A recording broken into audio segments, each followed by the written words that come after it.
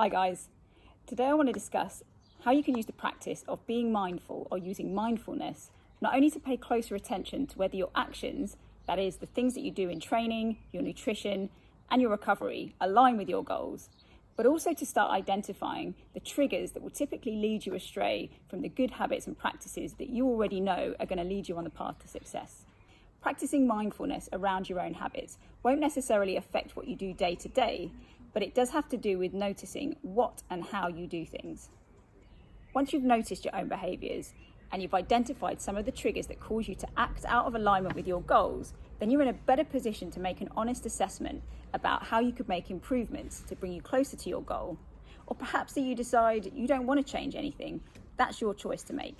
The goal here is simply to notice. We've talked before about creating a distraction-free environment when you eat, so that you can take time to slow down, listen to your hunger cues, and just enjoy the taste experience of the food that you're eating. Taking at least 20 minutes to eat your meals will not only stop you from overeating, giving your brain and your gut the time to communicate that you're full, but it's also been shown that you tend to eat less over the course of the day because you're more aware of what you've already eaten. So when you eat and when you train, try to create a distraction-free environment when you can just focus on the experience in that moment.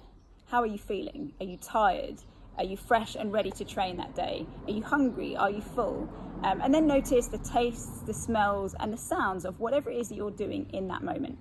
That's a good first step to understanding whether your actions and behaviours are aligned to your goals.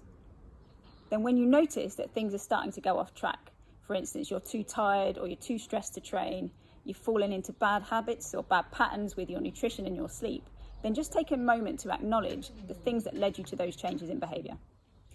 Now, it might be that a certain event, a deadline at work, or some external pressure has led you to changing your habits in the short term.